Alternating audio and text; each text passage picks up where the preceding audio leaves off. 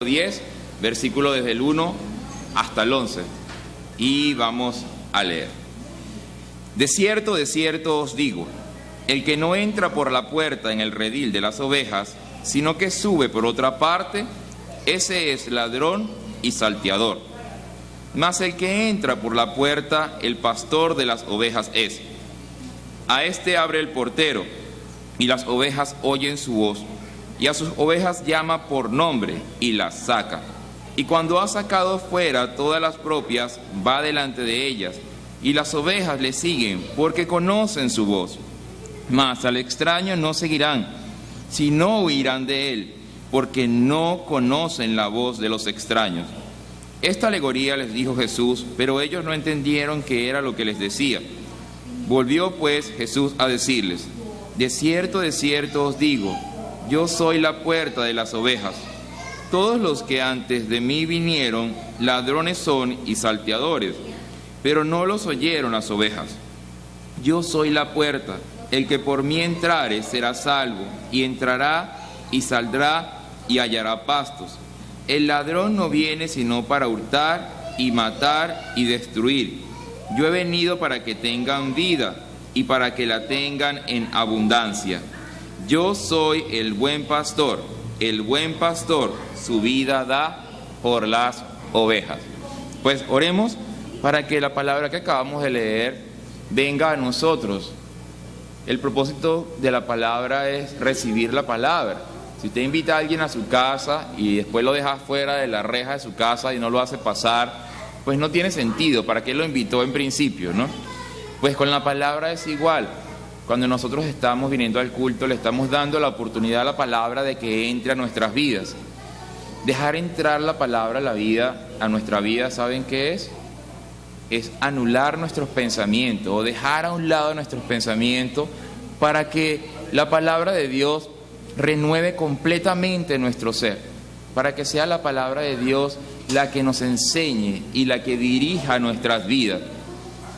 Pero para poder recibir la palabra de Dios, ¿cómo se hace? ¿Cómo puede una persona recibir una palabra espiritual, no? ¿Cómo podemos recibir una palabra espiritual? Pues no es tan complicado. Pues cuando usted escucha una música y baila un merengue o una salsa o un pachangó, ahí usted está recibiendo esa palabra. Esa palabra la está recibiendo allí en el alma porque eso lo está moviendo a usted, le está moviendo el alma y lo está emocionando. Al igual cuando ve una buena película o cuando algo le alegra en su día a día, usted lo está recibiendo porque lo demuestra en su ser, en su alma. Igual es la palabra, solamente que la palabra no se recibe en el alma, sino que la palabra se recibe en el espíritu. Recibir la palabra en el espíritu es darle la oportunidad a la palabra de que ella haga su trabajo dentro de mí, de que ella transforme mi vida, darle la oportunidad a la palabra. Entonces oremos para que la palabra que acabamos de leer transforme mi vida de acuerdo a la voluntad de Dios, de acuerdo a lo que Dios quiere para nuestra vida. Oremos. Padre eterno, nosotros te damos gracias por tu palabra, porque tu palabra, Señor, es eterna, porque tu palabra no tiene error, no contiene error, porque tu palabra, Señor, salió de tu boca y tú has permitido que llegue a nosotros a través de Jesús. Porque tu palabra, Señor, la has enviado desde muy alto para nosotros, pero ha descendido muy bajo hasta acá, Señor. Y ahora cualquiera de nosotros puede alcanzarla por medio de Jesucristo. Nosotros te pedimos que tu palabra venga a nosotros, que tu palabra venga a nuestro corazón, que podamos entenderla tal cual tú la has enviado, Señor, no bajo la voz de los hombres, sino bajo la voz de Jesús, el Hijo, el dueño, el autor y consumador, Señor, de toda tu palabra. Yo te pido, Señor, que seas tú abriendo los ojos espirituales y los oídos espirituales, Señor, para que cada uno reciba tu palabra. Y a mí, Señor, que me ayudes a exponer tu palabra de acuerdo a como tú la has mostrado. En el nombre de Jesús, amén.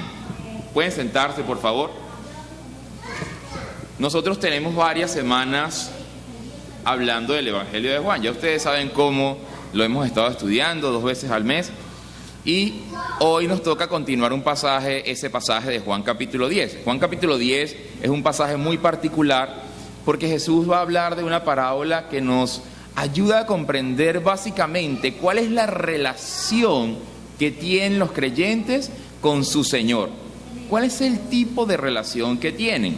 Entonces Jesús lo va a explicar con una parábola que para ellos no es tan difícil comprender, porque el pueblo de Israel, hablando de forma general, su trabajo era pastoreo de ovejas. Ellos pastoreaban ovejas, tenían ganado. Entonces, conocen cómo se relaciona un pastor con las ovejas. Jesús les va a explicar que el mismo tipo de relación que tiene un pastor con una oveja, hablando del animalito, es el mismo tipo de relación que él quiere tener con los que creen en él. Es el mismo tipo de relación que Dios quiere tener con su creación. Entonces Jesús va a hablarle de toda esta parábola acerca del redil de las ovejas. Nosotros hemos venido estudiando y Jesús acá en esta parábola, Jesús dice unas cosas como muy fuertes y muy contundentes, ¿no?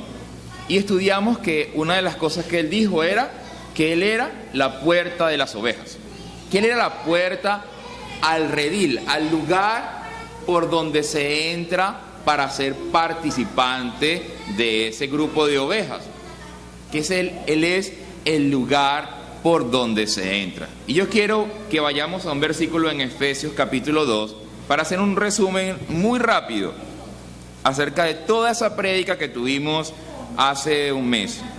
Efesios capítulo 2, versículo 18, dice: porque por medio de él, los unos y los otros tenemos entrada por un mismo espíritu al Padre. Eso es lo que va a revelar la Biblia. Nos va a decir por qué Jesús es la puerta, por qué Jesús dice que Él es la puerta.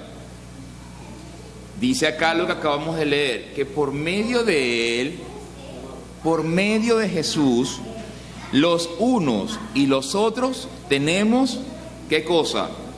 Tenemos entrada. Cuando Jesús dice que Él es la puerta, Él está diciendo, yo soy la puerta de algo, la puerta de entrada ¿a quién?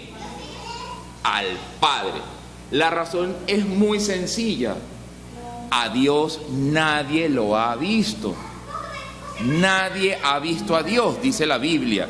Jesucristo lo dice, Juan lo dijo, Pablo lo dijo. Nadie ha podido ver a Dios. Si nadie ha podido ver a Dios, ¿cómo alguien puede tener cualquier tipo de comunión con Dios? Simple, no se puede. La única forma de tener comunión con Dios es que Dios enviara una puerta, o a alguien, o enviara algo para que entonces nosotros pudiésemos conocer a ese Dios. Esa prédica la tuvimos hace aproximadamente un mes y algo. Por eso Jesús dice, yo soy la puerta, solamente yo conozco al Padre. En Venezuela diríamos así, yo tengo los pelos del gato en la mano, yo sé que el gato es ¿qué? ¿Cómo dice el dicho? Pardo. Yo sé que el gato es pardo. Pardo es un color así como el de la camisa de José. Yo sé que el gato es pardo porque yo soy el único que ha visto al gato. Por eso Jesús habla con tanta autoridad. Como yo sé cómo es el Padre, porque yo salí del Padre, porque yo vivía en íntima comunión con el Padre, ahora yo puedo venir y darles a conocer al Padre. Por eso, el que entra por la puerta, ahora vuelvo a leer el versículo 18. Porque por medio de él, los unos y los otros, tenemos entrada por un mismo espíritu al Padre. O sea, por medio de Jesús, ahora nosotros podemos llegar a conocer al Dios que creó los cielos y la tierra, al Dios que creó el universo, al Dios que creó los ángeles, al Dios que nos creó a nosotros y todas las cosas que nosotros podemos ver y también todas aquellas cosas que nuestros ojos no nos permiten ver, como a los ángeles. Pero Jesús también dijo no solamente que Él era la puerta, sino que en ese pasaje Él también está diciendo algo contundente. Y el versículo final que leímos decía, yo soy el buen pastor. El buen pastor su vida da por las ovejas. Esa va a ser la obra de Jesús. Jesús está revelando allí que Él va a ¿qué? que Él va a dar la vida por sus ovejas. Algo va a hacer. ¿Cuál es la obra de Jesucristo? La obra de Jesucristo es que morir en la cruz para pagar el precio que teníamos que pagar nosotros. Simple, Dios es santo y Dios no puede tener comunión con lo inmundo. Dios es santo y Dios no puede tener comunión con el pecador. Por allí hay una gente que dice, Dios ama al pecador, pero aborrece su pecado. Eso es falso, eso no está en la Biblia. Lo que sí dice la Biblia es que Dios aborrece el pecado y aborrece al pecador, porque eso no tiene nada que ver con Dios. Lo que sí nos muestra la Biblia es que Dios es misericordioso y por su misericordia envió a su propio Hijo para que en lugar de castigarnos a nosotros y nos perdiésemos todos, montó nuestro castigo ¿sobre quién? Sobre su Hijo, sobre su propio Hijo. Por eso dice en Isaías 53, Él fue azotado y molido por nuestros pecados. Léanos luego Isaías 53, una maravilla. Algo que el profeta Isaías está escribiendo 750 años antes de que viniese Jesús. Molido fue por nuestros pecados, por nuestra maldad. Y ahora nosotros, si creemos la obra de Él en la cruz, ahora nosotros podemos tener, ¿qué cosa? Un pastor. Pero no cualquier pastor, sino el pastor de los pastores. Hace también unas prédicas atrás, hablamos de eso y dejamos bien claro que la confusión hoy día a veces es creer que el pastor es el que está hablando acá. El pastor de las ovejas es el que está acá. ¿Y cuántas ovejas hay en tu iglesia? Primero, esta iglesia pertenece a Jesús, porque hablamos de Él. Segundo, el pastor de esta iglesia, ¿quién es? Jesús. Nosotros, los que estamos predicando, solamente, yo les decía, solamente ponemos a sonar un CD allí, ¿no? Somos como un DJ que está haciendo sonar un CD y ese CD está sonando la voz de ¿quién? La voz de Jesús. Queda de cada uno de ustedes enamorarse de su voz o rechazar su voz. Ahorita leímos allí en Juan, busquemos Juan capítulo 10.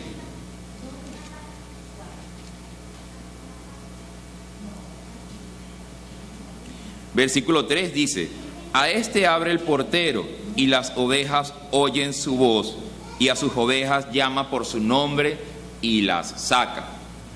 A este llama, las llama por su nombre y ellas oyen su voz. Como conocen su voz, entonces ellas van confiadamente detrás del pastor. ¿Para qué?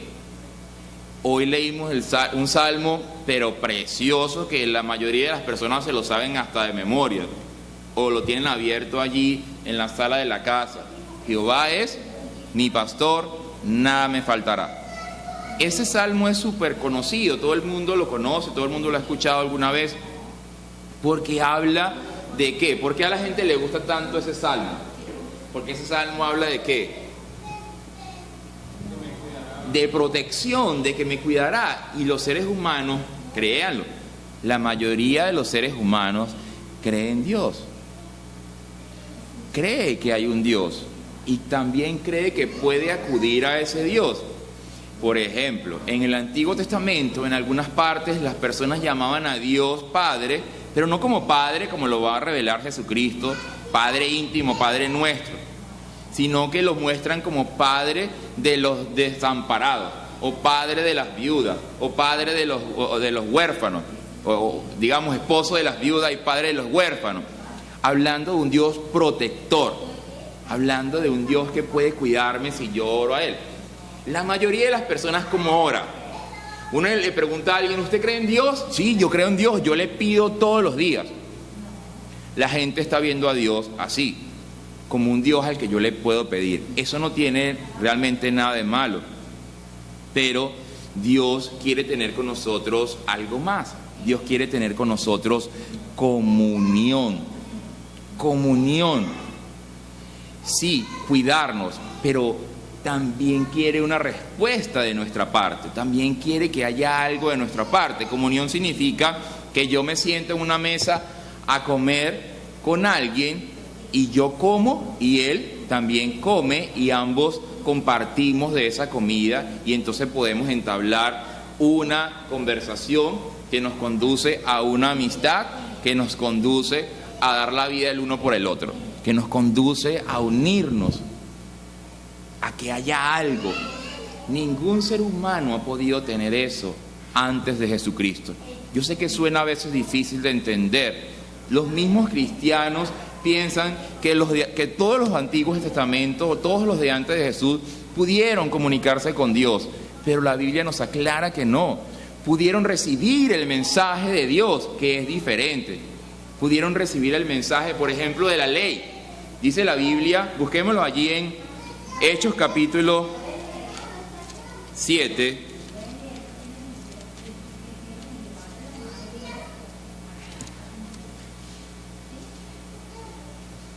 Hechos capítulo 7, versículo, ya les digo el versículo.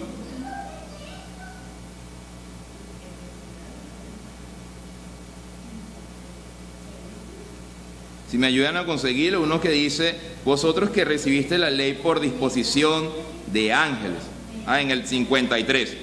Vosotros que recibiste la ley por disposición de ángeles y no la guardaste. Entonces, ¿quién le entregó la ley a los del Antiguo Testamento? ¿Vino Dios y se la entregó? No, Dios es Dios. Dios envió a sus ángeles y sus ángeles le entregaron la ley a Moisés y bueno, todo el cuento. Pero cuando se trata de Jesús, Dios está enviando a su propio Hijo para que realmente ahora los seres humanos puedan conocer a Dios. Juan capítulo 1, versículo 18. Escuchen cómo dice: a Dios nadie le dio jamás. El unigénito Hijo que está en el seno del Padre, Él le ha dado a conocer. Cuando dice allí en el seno del Padre, está hablando de una comunión íntima, de que Él vivía en intimidad con el Padre. Entonces Él sí sabe cómo es el Padre. Y entonces Él vino y nos está mostrando cómo es el Padre.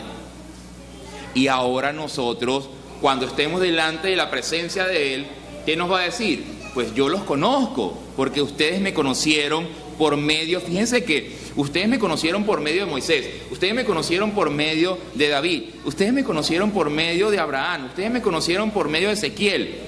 No, ustedes me conocieron por medio de ¿quién? De mi Hijo, de Jesús. Ahora pueden entrar a mi reino, ahora pueden ser parte de mi casa. Jesús nos va a mostrar algo precioso acerca de la relación entre los pastores y las ovejas. ¿Cómo es esa relación? Miremos en Ezequiel capítulo 34. Yo pienso que si hay un pasaje, si saliera una ley que dijese, bueno, les permitimos a los cristianos hablar solo de un pasaje de la Biblia el resto de su vida. No pueden usar otro pasaje de la Biblia, solo un capítulo de su vida pueden predicar por el resto de sus vidas. ¿Saben cuál debería ser? Juan capítulo 10. Ese pasaje. Porque ese pasaje nos muestra las características de Jesús. Nos está diciendo cómo es Él y cómo deberíamos ser nosotros. Y cómo es la relación que tenemos nosotros con Él. Les dije Ezequiel capítulo 34. Versículo desde el 12, y leo: como reconoce su rebaño el pastor el día que está en medio de sus ovejas esparcidas, así reconoceré mis ovejas y las libraré de todos los lugares en que fueron esparcidas el día del nublado y de la oscuridad. Y yo las sacaré de los pueblos y las juntaré de las tierras, las traeré a su propia tierra y las apacentaré en los montes de Israel, por las riberas y en todos los lugares habitados del país. En buenos pastos las apacentaré, y en los altos montes de Israel estará su aprisco. Allí dormirán en buen redil, y en pastos suculentos serán apacentadas sobre los montes de Israel. Eso es una maravilla, ¿no? Lo que dice allí. ¿Qué es lo que hace el pastor? ¿Cuál es la tarea del pastor? Allí está. Primero dice allí que él reconoce sus ovejas, a pesar de que estén esparcidas. Y él dice que él las quiere librar de la oscuridad. Luego dice que él las quiere juntar para que sea un solo rebaño. Y luego dice que él las quiere apacentar. Y luego dice que él les quiere dar un buen lugar para que descanse. Y luego dice que él las quiere alimentar, pero no con cualquier cosa. Usted se puede comer un pipote así de Doritos. ¿Le va a llenar la barriga? Sí, claro. ¿Le va a alimentar? No le va a alimentar. Pero dice allí que él quiere darles pastos suculentos. O sea, está hablando de una comida de calidad. ¿Sabe que para los animales hay comida de calidad, no? Por ejemplo, la perrarina. Hay perrarinas malísimas. Hay perrarinas que los perros ni siquiera se la comen porque ellos huelen, saben que eso está feo, ¿no?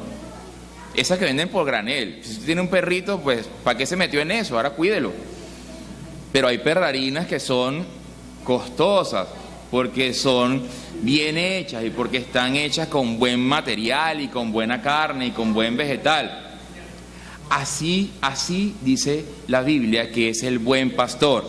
El buen pastor va a alimentar a su oveja con un buen pasto, no con cualquier pasto, sino con un pasto muy bueno.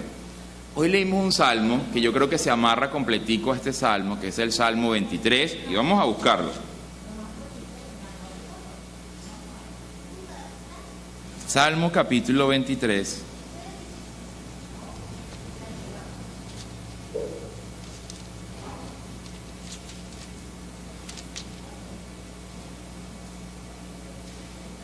Jehová es mi pastor, nada me faltará.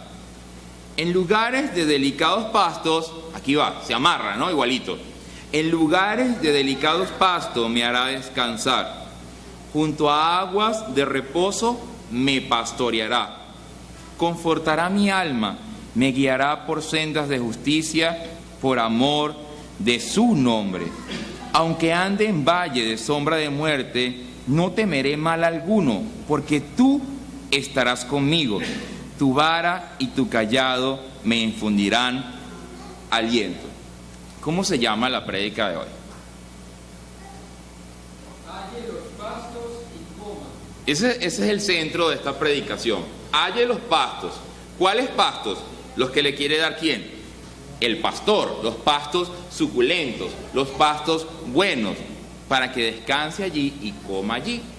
De eso se trata. Pero yo dudé entre ponerle ese nombre o ponerle ese nombre que está aquí en el 4. No temeré mal alguno. ¿Por qué? Porque, ¿quién dijo por allá? Porque tú estarás conmigo. ¿Ustedes entienden la proporción de esa frase?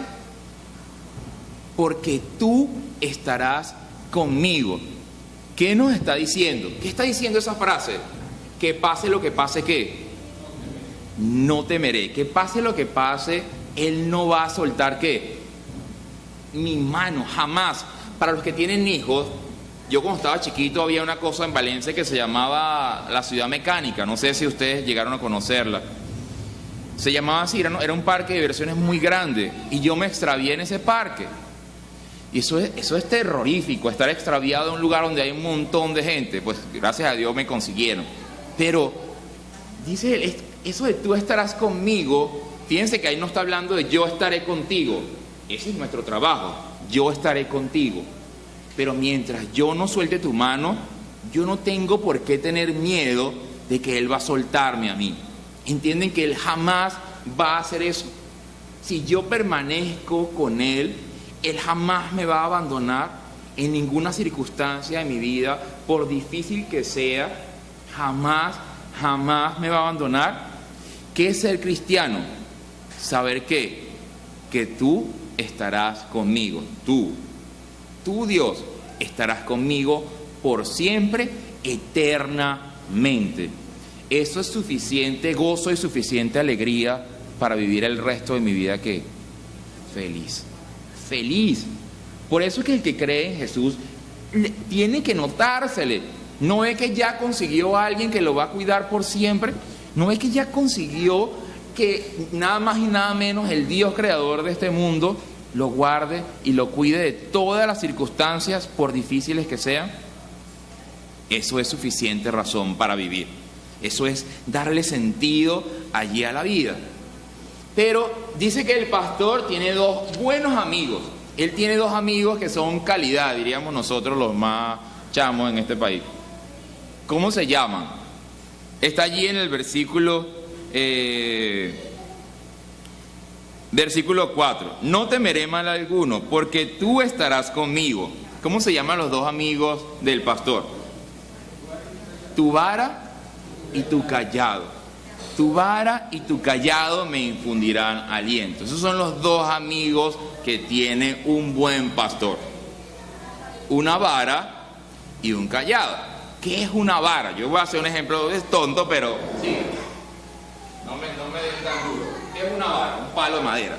Eso es una vara, ¿no? Un palo de madera que lleva el pastor y que lo va a usar para varias cosas. Para los que ya han escuchado las prédicas anteriores, le va a ser un poquito más fácil entender. Una de las cosas que hace el pastor, ¿se acuerdan que él está a la puerta del redil y cuando llama a las ovejas para que entren dentro del redil de las ovejas y se junten con las otras ovejas? ¿Se acuerdan qué hacía el pastor? ¿Las qué? Las llama, las pasaba por su mano y las contaba, ¿se acuerdan? Una, y fulanita llamada por su nombre, y Fernandita, una, y Carolinita, dos, y Peludita, tres, y Negrita, cuatro, y así las va llamando. Y él usa su vara, su palo, para que las ovejas que pasen, y entonces las ovejas pues son animales muy llenos de lana, y la lana va a ocultar allí abajo pues microbios y todas las porquerías pues que pueda agarrar la oveja. Y entonces él la va a ir escudriñando, ¿se acuerdan? Las pasa por sus manos y las examina. Y las examina para ver cómo están, para ver en qué condiciones están.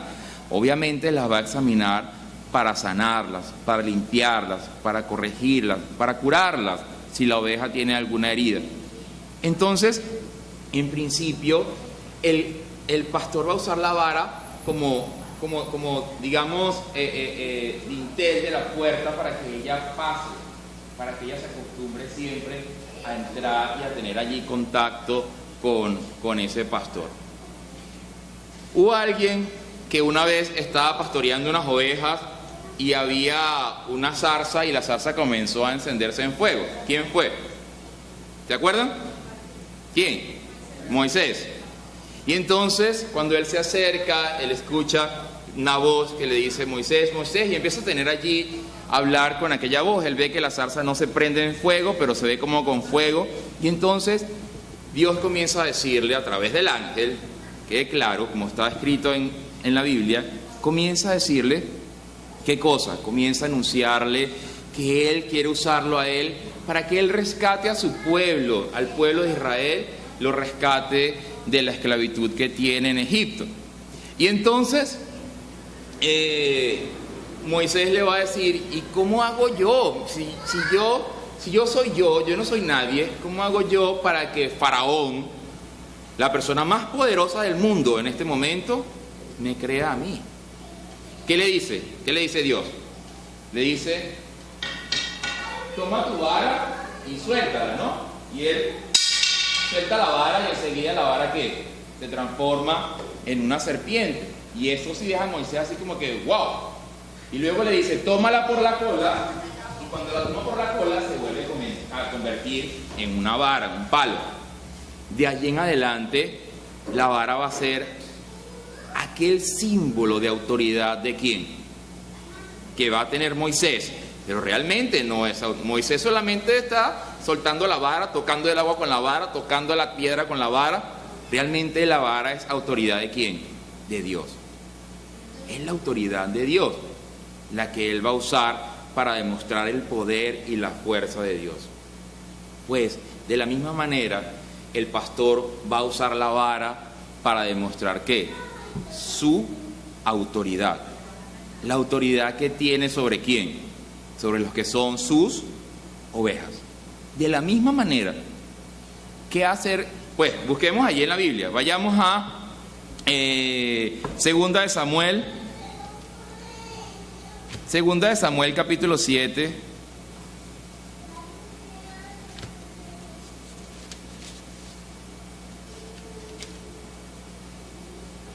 Versículo 13 y versículo 14. Dice allí: Él edificará casa a mi nombre, y yo afirmaré para siempre el trono de su reino. Yo le seré a él padre, y él me será mi hijo. Y si él hiciere mal, yo le castigaré con vara de hombres y con azote de hijos de hombre. Está hablando allí de David, ¿no? Pero nos enseña, y también está hablando de una profecía de Jesús, pero nos enseña que la vara se usa ¿para qué? Para corregir, para castigar, cuando es necesario corregir y cuando es necesario castigar. Luego Proverbios los va a decir en varias, Proverbios va a hablar mucho acerca de la vara para corrección. ¿Quién me dice de un versículo allí? Corrija al niño ¿con qué? Con vara. Y no solamente dice eso, sino dice que cuando el niño no se corrige con vara, miremoslo para que ustedes vean qué clara enseñanza es la de la corrección por medio de la vara. Proverbios capítulo 13, versículo 24, dice: el que detiene el castigo a su hijo aborrece, mas el que lo ama desde temprano lo corrige. ¿Para qué lo corrige? Pues para que no le salga malandro. Si no corrige al niño de chiquitico, le va a salir malandro, le va a salir ladrón, le va a salir delincuente, le va a salir grosero, le va a salir mal. Pero si desde chiquito lo corrige, él le va a salir bien. Eso es lo que quiere el pastor con sus ovejas, irlas corrigiendo para que ellas le salgan buenas ovejas. Entonces, primeramente, la vara sirve ¿para qué? Para examinar, ¿cierto? Pero también sirve ¿para qué? Para disciplinar. Hebreos capítulo 12, ¿se acuerdan lo que dice? Hebreos capítulo 12, versículo desde el 5 dice: y habéis ya olvidado la exhortación que como a hijos se os dirige, diciendo: hijo mío, no menosprecies la disciplina del Señor, ni desmayes cuando eres reprendido por Él, porque el Señor al que ama disciplina y azota a todo aquel que recibe por hijo. ¿Entienden que es necesario ser disciplinados por Dios? Es necesario que Él nos enderece, pero entienden que la disciplina al principio es agradable. No, a nadie le gusta que le den un palazo, un correazo. Pero si siguen leyendo Hebreos 12, va a decir que al principio no se entiende, pero ya luego después uno dice, claro, era necesario que esto me pasara en mi vida para poder permanecer siendo parte del redil de las ovejas. Pero hay algo más para lo que el pastor usaba la vara del palo, ¿no? ¿Para qué? El pastor está allí cuidando sus ovejas y de pronto ve que viene un lobo. ¿Qué hace el pastor? ¿Han visto las películas de ninjas y de karate, de artes marciales? Pues de alguna manera el pastor va a hacer con su vara, va a defender a las ovejas, para que cuando venga, de hecho la vara sirve para dos cosas: o para usarla como un buen palazo a un animal que se quiera acercar, o usarla como ¿qué? Como una lanza a un animal que venga a lo lejos y que sea un animal de pronto más peligroso, y lanzártela ahí en el medio de la cabeza para que el animal se asuste y se vaya. ¿Quién hacía esto? ¿Se acuerdan? ¿Qué personaje de la Biblia hacía esto sí, David? Dice la Biblia que David, él era pastor de las ovejas. Él era pastor de las ovejas. Y cuando está el filisteo Goliat, que quiere, pues está amedrentando al pueblo, de Israel. Y entonces viene David y dice, no, yo puedo luchar con ese. Y le dice, no, tú eres un enanito, ¿cómo tú vas a pelear con ese? Y le dice, no, tranquilo, mi rey, tranquilo, que yo, tu siervo, hablando de él, es pastor de ovejas. Y cuando venía un oso, o un león, o una bestia, yo iba y luchabas con ella y las mataba. Entonces, para eso nos sirve, para eso le sirve al pastor una vara, para examinarla, para disciplinarla y para defenderla de todas las bestias del campo. Eso hace Jesús con nosotros. Por eso les digo, si nosotros tuviésemos que abrazar un pasaje de la Biblia para siempre, porque no nos queda más chance, debería ser ese, porque nos hace entender de qué tipo de pastor, qué tipo de pastor es aquel Jesús en el que nosotros hemos creído. Si nosotros aceptamos su disciplina, aceptamos su corrección, aceptamos que nos examine. ¿Han ido al médico? Que cuando esas personas van al médico y odian que lo examine y no le gusta? No, es que no me gusta que me toquen, es que no me gusta que me rocen, o la gente que le huye a las inyecciones. Pues pero es que la inyección es lo que le va a sanar, sí, pero es que no me gusta la puya, pero es que es necesaria la inyección para poder sanarlo. Si no, no va a poder ser sanado. Pues eso se llama depositar nuestra confianza en Él. Eso se llama depositar nuestra confianza completamente en Jesús. Ahora el pastor también tiene otro amigo. Yo voy a poner esto por acá. El pastor también tiene otro amigo. ¿Cómo se llama? El callado. Yo he usado una cosa aquí porque tiene más o menos esta forma, ¿no? Eso es un paraguas, un callado. Pero un callado tiene esta forma. Tiene una forma curva acá y es alta, es una cosa larga hasta abajo, ¿no? Y tiene un uso también muy práctico de parte del pastor, pero ya no es para golpear, ya no es ese uso. Más bien, este elemento que tiene el pastor es suave, es también de madera, pero quiero decir, es para darle un uso suave, es para darle un uso más bien afectivo. Una de las cosas para la que va a usar el pastor esto va a ser principalmente para unir, para atraer. Por eso tiene este gancho, ¿no? Si yo agarro esto y lo jalo para acá, pues lo arrimo hacia algo. Algo así es lo que va a hacer el pastor. ¿Cuándo? ¿Cuándo va a hacer eso? Cuando una oveja, él tiene su redil de oveja, y una oveja se le comienza a ir hacia alguna parte, se le comienza a extraviar. Él ve que la oveja está yendo por un camino por el que él no la está llevando. ¿Qué hace él? Se acerca a la oveja y la ala con el cayado y la endereza y la guía para que se una al redil de las ovejas. Trae a la oveja para que se una ¿a dónde? Al redil con las otras ovejas. Otro ejemplo, cuando una mamá oveja tiene un corderito, pues ¿a quién tiene que oler el corderito para que ella no lo abandone? Tiene que oler a la mamá. ¿Ustedes han visto esos gatos que cuando uno lo manosea con sus manos, después la mamá lo rechaza y el bichito se muere porque ahora el gatito ya no huele a ella, sino que huele a un extraño, tiene un olor extraño, el de nosotros? Pues de la misma manera, cuando una oveja tiene un corderito, tiene que oler al corderito, y para que no se impregne de la mano del pastor, y el corderito pues se aparta de la mamá, él agarra el corderito, lo carga y lo lleva allí y se lo vuelve a poner a la mamá. Ahora el corderito puede estar allí con su mamá. Está para unirla, para unir, siempre está usando esta herramienta, para guiar, también para atraer a una oveja. ¿A quién? No solamente para unirlas con las otras ovejas, sino traerla también ¿hacia dónde? Hacia Él mismo, para atraerla hacia Él mismo, para que nosotros aprendamos a tener comunión con Él, a dejarnos tocar por Él, a dejarnos estar con Él. Ser cristiano es estar con Jesús. Hay gente que dice que es cristiana y no lee la Biblia. Yo eso no lo puedo entender. Yo no puedo comprender. ¿Cómo puedo decir yo que mi pastor es Jesús, pero yo no leo la Biblia? ¿Realmente lo conozco? Es como si fuera una oveja que anda a distancia con el pastor. entiende que es cuestión de tiempo para que ya no reconozca la voz del pastor, porque realmente no la ha conocido. ¿Cuál es el problema con eso? Que cuando venga otro pastor, se vaya detrás de ese.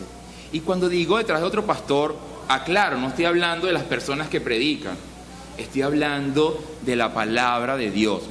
Cuando uno realmente pertenece al redil de Jesús, no va a haber nadie que lo engañe. Cuando yo le predico a una persona, yo le digo, lea el Evangelio de Juan, porque cuando lo lea, porque ahí habló mucho Jesús, porque cuando lea el Evangelio de Juan, nadie más lo va a engañar. Más nadie, más nunca en su vida nadie lo va a engañar. Ni ninguna persona, ni de ninguna religión, ni de la misma religión cristiana, nadie lo va a confundir, nadie lo va a engañar. Siempre que uno reconozca a Jesús como la autoridad, como el que habló. ¿Saben que hay creyentes que se oponen a Jesús? ¿Saben que hay montones de creyentes que toman la palabra de Jesús y dicen, no es así? A mí eso me da tristeza. Eso me da tristeza. Porque el propósito de ser cristiano más bien es todo lo contrario. Es aprender a escuchar su voz para poder reconocerla, para poder seguirla, para poder ir detrás de esa voz, conociéndola y obedeciéndola. ¿No ves que Él nos va a guiar y nos va a llevar? Pero cuando un pastor ve también que una oveja está tomando agua de algún lugar donde no debe, también la agarra para que no tome de allí. Y la guía, no, toma de acá. Y la va haciendo allí. O cuando una oveja se le está saliendo del rebaño, pues agarra la otra punta y la empuja por acá para que la oveja se enderece y se vaya por el camino que se tiene que ir, que es juntas con todas las ovejas. Y también cuando el pastor quiere ir al lado de la oveja, también le pone esto así encima y se extiende con ella, como si estuviera allí acariciándola con su mano. Entonces, esos dos amigos son los que usa el pastor para poder guiar a sus ovejas. ¿Para poder qué? ¿Cuál es el propósito de guiarla y de cuidarla y de disciplinarla y de examinarla? ¿Y cuál es? ¿No? Pues Juan capítulo 10,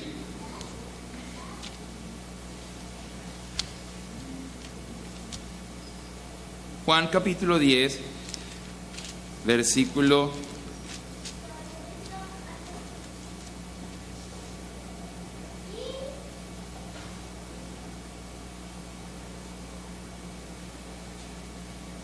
9.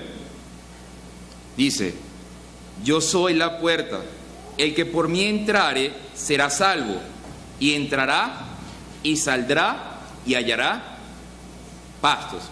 Entonces, eso es, parece complicado, pero no lo es. Porque cuando la Biblia nos habla del redil de las ovejas, pues está hablando del reino de los cielos. Está hablando de ser parte de ese reino de los cielos. Que mientras estamos aquí en la tierra, ¿cómo se llama? Se llama la iglesia. La iglesia es el reino de los cielos, ¿dónde? En la tierra, aquí abajo. Entonces Jesús dice, yo soy la puerta, el que por mí entrará ¿para dónde? Entrará a su iglesia, entrará al redil de las ovejas. Solamente una vez a la semana ocurre eso en la vida nuestra, y ese día es hoy. Entrarán y todas las ovejas estarán ¿qué? Congregadas. Todas las ovejas estarán ¿qué? Juntas, pegadas las unas a las otras, unidas. Y Él las va a cuidar por amor a las ovejas, no, por amor a su nombre. ¿No ve que Él es el pastor? ¿No ve que su reputación está en juego? Por amor a Él mismo, porque Él lo prometió. Y entonces Él va a cuidar a la iglesia junta. Hoy nosotros estamos dentro del redil de las ovejas. Cada vez que usted esté en su casa un domingo y le dé flojera o le dé fastidio o le dé desánimo de ir a rendirle culto a su pastor Cristo, ¿qué es lo que tiene que pensar? Yo quiero entrar al redil de las ovejas. Pero dice también, entrará y saldrá. Pero obviamente cuando una persona cree que Jesús perdonó sus pecados y cree que Jesús es el Hijo de Dios y cree que Jesús es la cabeza de la iglesia y la dirección de la iglesia, pues ahora ¿qué? Ahora una vez que entra no sale jamás, ¿no? O sea que no está hablando de salir de ser oveja de Jesús, está hablando de salir ¿de dónde? De salir del redil para ir ¿a qué? A comer. Entonces nosotros cada domingo venimos acá y nos metemos dentro del redil de las ovejas, pero luego tenemos que salir a hallar ¿qué? Los pastos donde Él nos quiere llevar. Toda esa enseñanza del cayado y de la vara es para que nosotros podamos obedecer a Él, obedecer su voz e ir a comer los pastos que Él tiene para darnos. Por eso dice, y yo les daré deliciosos pastos, suculentos pastos. ¿Qué es esto? ¿Qué es esto de los pastos? Pues ciertamente no está aquí adentro. No está aquí adentro ni está aquí hoy. ¿Está dónde? Está afuera. La palabra iglesia, por ejemplo, la palabra iglesia en griego es eclesia y significa los llamados hacia dónde, hacia afuera. Eso es lo que significa la palabra, los que han sido llamados, pero hacia afuera. Porque nosotros sí nos congregamos acá en el nombre de Jesús, pero luego vamos y salimos allí a comer pasto. Para entenderlo, Juan capítulo 4, un poquito antes, pues estamos hablando de comida. Juan 4,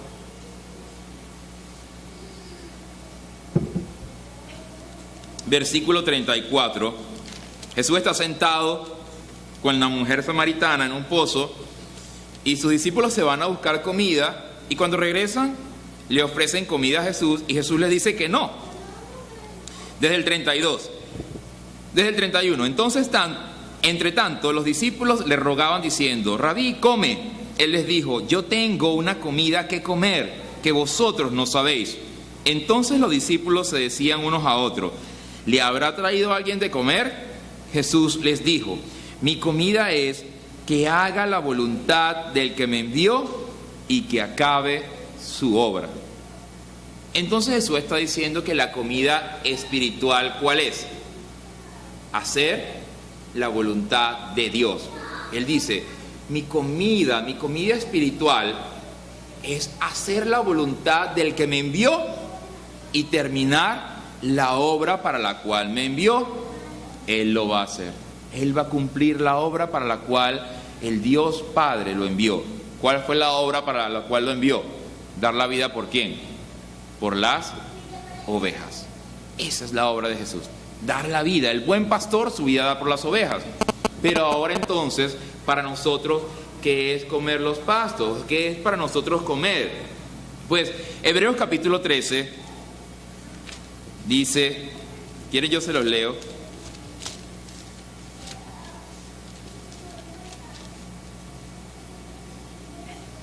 Hebreos capítulo 13 dice, versículo 20.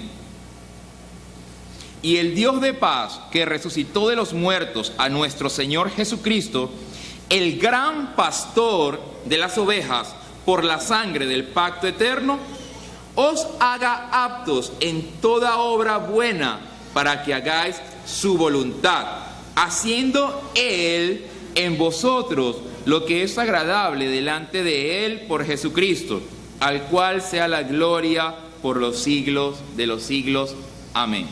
Entonces dice allí, el Dios de paz, que resucitó a Jesús, el gran pastor de las ovejas por su sangre, Él los haga aptos para hacer ¿qué? Su voluntad. Otra vez. Entonces, ¿qué es comer los pastos? Pues ¿qué es comer la comida espiritual? ¿Hacer qué? Hacer la voluntad de Dios. Eso nos lleva de inmediato a una pregunta. ¿Cuál es la pregunta? ¿Cuál es la pregunta? Pues ya nosotros sabemos que la voluntad de Dios para su Hijo Jesús era ¿qué? Era morir en una cruz y pagar el precio por los pecados de los seres humanos, ¿cierto? Lo leímos ahorita. Y esta es la voluntad del que me ha enviado, que yo haga todo lo que Él me dice y que termine su obra. ¿Lo hizo? Lo hizo. Luego nos dice la Biblia que también para nosotros la comida espiritual es hacer la voluntad de Dios. ¿Cuál es la pregunta que surge de inmediato? ¿Cuál es la voluntad de Dios ahora para mi vida? ¿Cuál es la voluntad de Dios para mi vida? La Biblia no lo va a ocultar, la Biblia lo va a revelar en Juan capítulo 6. Juan capítulo 6, versículo 40. Y dice, está hablando Jesús y dice, y esta es la voluntad del que me ha enviado, que todo aquel que vea al Hijo y cree en Él, tenga vida eterna, y yo le resucitaré en el día postrero. ¿Cuál es la voluntad de Dios para nuestra vida? Que todo aquel que vea al Hijo y cree en Él, tenga vida eterna. Pero miren lo que dice el versículo anterior, y esta es la voluntad del Padre, el que me envió, que de todo lo que me diere, no pierda yo ¿qué? Nada. Entiende que Él no quiere que sus ovejas se pierdan, Él no quiere que sus ovejas se aparten. Por eso de vez en cuando es necesario ¿qué? Castigarlas. Por eso de vez en cuando es necesario ¿qué? Animarlas, atraerlas al redil. Para mí, lo que yo he visto en la Biblia, no hay nada más triste que soltar la mano del pastor. No hay nada más triste que dejar de congregarse en el nombre de Jesús. No hay nada más triste que dejar de escuchar la voz del pastor, de Jesús, aclaro. No hay nada más triste. ¿No ve que no hay nadie más? Jehová es mi pastor.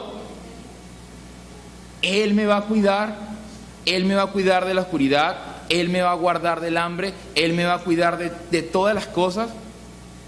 Pero tenemos que entender que hacer la voluntad de Dios es ver al Hijo y creer al Hijo. Pero también es que dar a conocer a quién, al Hijo. Leamos un pasaje. Un momento, en Mateo 9, yo creo que este pasaje nos lo va a dejar bien clarito. Mateo capítulo 9,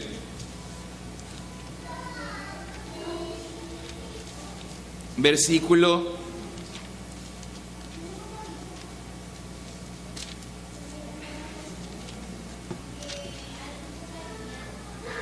35 en adelante. Fíjense cómo dice: recorría Jesús todas las ciudades y aldeas, enseñando en las sinagogas de ellos y predicando el evangelio del reino, y sanando toda enfermedad y toda dolencia en el pueblo. Y al ver las multitudes, tuvo compasión de ellas, porque estaban desamparadas y dispersas como ovejas que no tienen pastor. Entonces dijo a sus discípulos: a la verdad la mies es mucha, mas los obreros son pocos. Rogad pues al Señor de la mies que envíe obreros a su mies. ¿Qué es mies? Cuando el cereal de trigo o algún cereal se siembra en un campo y ya está listo para la cosecha, pues hay que ¿qué? Hay que cosecharlo. Pero si yo no lo cosecho, ¿qué va a pasar? Se va a perder. Se va a perder. ¿Y saben qué se hace con las ramas secas? ¿Se arrojan a dónde? Se arrojan al fuego. Jesús está diciendo que cuando Él veía a la gente, dice que los veía desamparados, perdidos, como ovejas que no tienen pastor. Cada uno va por la vida creyendo lo que le da la gana, creyendo lo que le parece, creyendo lo que le dijeron, creyendo la religión donde nació, creyendo lo que le dijeron en el colegio, creyendo lo que proclaman en su país. Y dice que eso le daba lástima. Pero entonces Él va a decir algo que nos amarra para hacer entender qué son los pastos. Él dice que los veía como mies, como campos listos para ser segados, pero que no había suficientes no había suficientes obreros para ir a segar la mies. ¿Qué quiere decir esto? ¿Quiénes son las ¿Quiénes son los obreros? Los obreros son los que hemos creído en Jesús y después de salir por esa puerta, entramos al redil de las ovejas y salimos del redil de las ovejas, ¿a qué? A comer pastos. ¿O a qué? A cegar la mies. ¿O a qué? A predicar el evangelio, porque esa es la voluntad de Dios. ¿Qué son los pastos? Las almas que están afuera perdiéndose, porque no hay suficientes obreros que les prediquen la salvación que viene por medio de Jesucristo. Por eso Jesús va a ser contundente y Él va a decir, hagan esta oración, oren así: Padre, envía ¿qué? Envía obreros, pero los obreros son los que ya son parte del redil, los que ya han creído en Jesús. O sea, ¿quiénes? Pues nosotros. ¿Quiénes más? Nosotros. Entonces entienda, sí, es bueno ser corregido, es bueno ser apacentado, es bueno ser acariciado por la mano del pastor, es bueno que Él nos junte con todas las ovejas, pero esto no tiene sentido si yo no ¿qué? Si yo no como. No tiene, pierde el sentido. Si yo no como, pierde el sentido. Él tiene esos dos amigos allí, pero el propósito es, si la oveja no come, la oveja se va a morir. Se va a morir, tiene que comer. Mientras nosotros estemos obedeciendo el mandamiento, ¿qué dice Juan capítulo 15? Yo soy la vid, vosotros los pámpanos. ¿Cómo más dice? Árbol que no da fruto será ¿qué? Será cortado, pero aquel que dé fruto será ¿qué? Será limpiado. ¿Para qué? Para que lleve más, para que dé más. ¿No ve que al final esos frutos son para quién? Esa gloria le queda ¿a quién? A Él. Esa gloria es para Él. Cuando nosotros damos a conocer su nombre es para que Él sea glorificado. Cuando nosotros hacemos discípulos y predicamos el evangelio es para que Él sea glorificado. ¿No ve que Él es nuestro pastor? ¿No ve que Él con su sangre pagó el precio para comprar a su iglesia? No a todo el mundo, a su iglesia. Solamente a su iglesia. Miremos Juan capítulo 15.